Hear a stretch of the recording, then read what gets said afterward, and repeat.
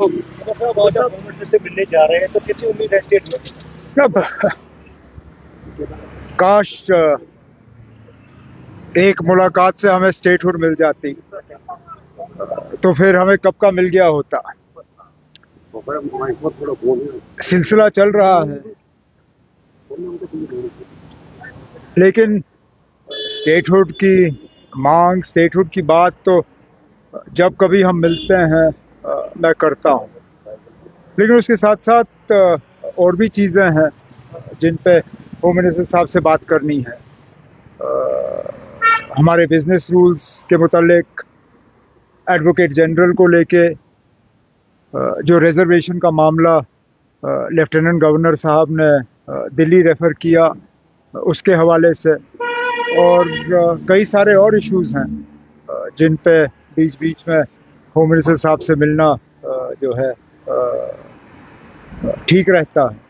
और आज दिल्ली में उनसे इन सब और बाकी इश्यूज़ पे जो है मैं बात कर लूँगा। सर आपको लगता है जिस तरह से आपने स्टेट फूड और बिजनेस रूल की बात की, वहीं हम देख रहे हैं कि एक नया ऑर्डर इशू किया गया है जिसमें लेफ्टिनेंट गवर्नर को अब टेलीकॉम के पावर जो है वो दिए गए। तो टेलीकॉम के पावर्स वैसे भी उन्हीं को होने चाहिए, इसमें कोई ऐसी बात नहीं है जो कि हमारे रीऑर्गेनाइजेशन एक्ट या बिजनेस रूल्स के खिलाफ हो। लेकिन क्योंकि मुझे बताइए ना, टेलीफोन को टैप करना या मोबाइल सर्विस को रोकना या इंटरनेट को बंद करना, इसके ऑर्डर कहाँ से जारी होते हैं? होम डिपार्टमेंट से।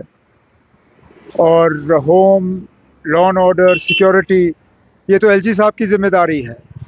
तो जाहिर सी बात है, अगर कहीं हालात ख़राब हुए और उसके लिए मोबाइल इंटरनेट बंद करना पड़ा तो ऑर्डर होम से ही जारी होगा, लेफ्टिनेंट गवर्नर साहब से जारी होगा। तो ये पावर्स उन्हें दिए गए और बेहतर है उन्हीं को मिले, क्योंकि बीच बीच में फिर अगर फ़ोन बंद करने के लिए उनको हमारे कंधे से बंदूक चलाने की ज़रूरत पड़ी तो खामखा हम बीच में फंस जाएंगे, जहां इसमें हमारा कोई रोल ही नहीं बनता। तो फिलहाल जब तक सिक्योरिटी और लॉ एंड ऑर्डर की जिम्मेदारी एलजी साहब के पास है, तब तक ये पावर्स भी उन्हीं के पास होने चाहिए।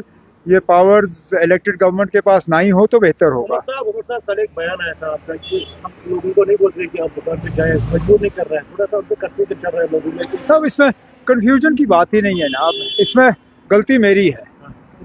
मैं इसी तरह बीच बीच में सड़क के किनारे आप लोगों से बात करता हूँ, आप लोग सवाल पूछते हो जिसका जवाब थोड़ा लंबा होना चाहिए, लेकिन वक्त की कमी की वजह से मैं जवाब ऐसा दे देता हूँ जिससे कि हमारे जो मुखालिफ हैं वो उसको घुमा फिरा के पेश करते हैं। पहली बात, ये दुकान जो है ये उन लोगों के लिए है जिनका मजहब उन्हें शराब पीने की इजाज़त देती है, एक। दूसरा, जम्मू कश्मीर में अभी तक किसी हुकूमत ने इन दुकानों पर पाबंदी नहीं लगाई।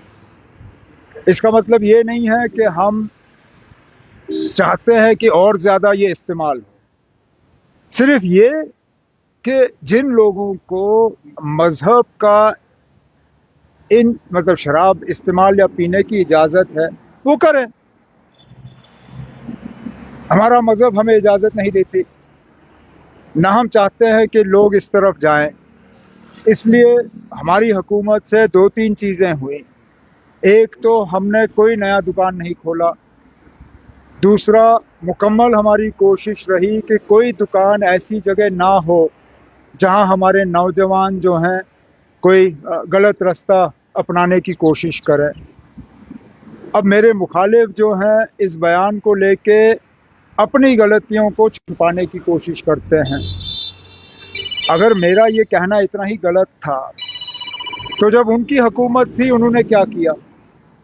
क्योंकि ठीक जो बात मैंने गांदरबल में की वही बात असेंबली में रिकॉर्ड पे पीडीपी के उस वक्त के फाइनेंस मिनिस्टर ने की। मैं फिर इस बात को दोहराता हूँ ना, ये दुकान सबके लिए नहीं है। जम्मू कश्मीर में मुख्तलिफ सोच रखने वाले लोग रहते हैं, मुख्तलिफ मजहब के लोग रहते हैं, यहाँ तक कि जम्मू कश्मीर से बाहर से जो लोग आते हैं ये उनके लिए हैं, ये लोकल लोगों के लिए नहीं है। सीधी सी बात है। अब बात का बतंगड़ बनाने का मेरे मुखालिफों को एक आदत सी हो गई है, वो अपनी सफाई देते रहें, मेरी बातों को या मेरे साथी के किसी बातों को तोड़ मरोड़ के पेश करना, उससे कोई खास ना उनको फायदा होगा ना हमें नुकसान होगा। टीवी के कल चीफ मिनिस्टर बन गए, बहुत मुबारक है। 2-4 दिन लगे, राजभवन के भी, लोक भवन के भी 2-4 चक्कर लगे, लेकिन आखिर में नंबर बन ही गए।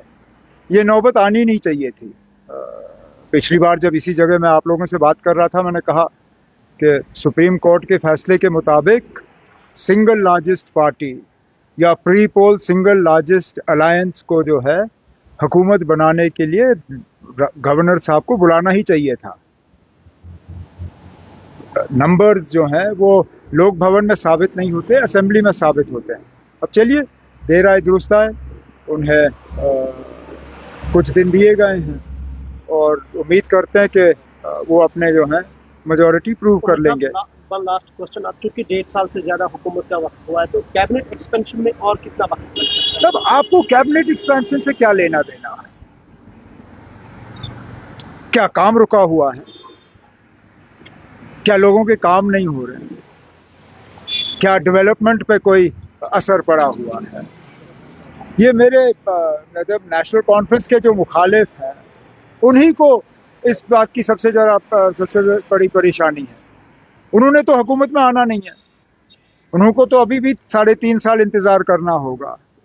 बाकी रही बात एक्सपेंशन की, रीशफल की, कौन मिनिस्टर रहेगा, कौन बनेगा, सही मौके पे एट दी अप्रोप्रिएट टाइम जो फैसला लेना होगा वो मैं पार्टी हाईकमांड से, अपने सदर साहब से जो है उनसे मशवरा करके वो मैं कर लूंगा। लेकिन मुझे कोई ये बताए ना, फिलहाल जो हुकूमत है क्या हम काम नहीं कर रहे हैं?